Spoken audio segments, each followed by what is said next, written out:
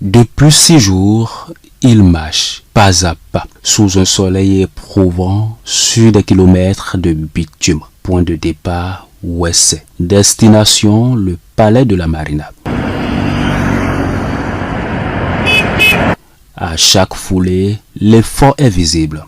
Le corps fatigue, mais l'engagement reste intact. Yelimo Noël ne ralentit pas, porté par une conviction et une seule volonté, aller jusqu'au bout. Et sur son passage, un phénomène inattendu. Au grand carrefour, les populations sautent, observent, puis réagissent. Certains filment, d'autres encouragent, beaucoup se joignent à lui le temps de quelques instants pour lui témoigner leur soutien.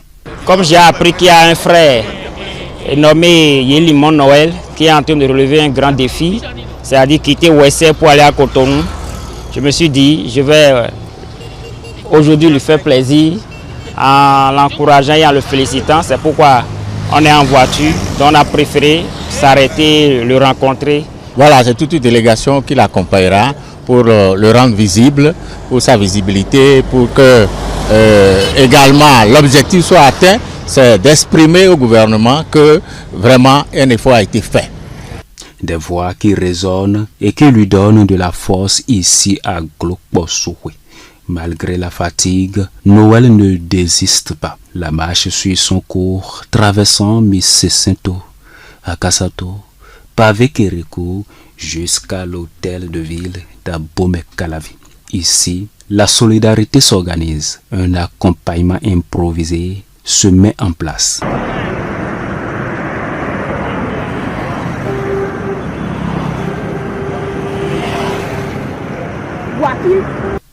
Une mobilisation spontanée qui transforme progressivement une marche individuelle en mouvement collectif. À partir de cet instant, Yelimo Noël n'est plus seul. Son initiative prend de l'ampleur, elle intrigue, elle inspire, elle rassemble. Mais l'objectif reste le même, atteindre Cotonou et surtout franchir les portes du palais de la Marina.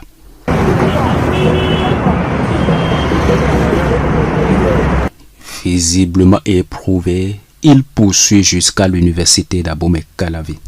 Là, il est accueilli par des jeunes dans une ambiance rythmée, faite de chants et d'encouragement, avant de mettre un thème à cette étape de la marche.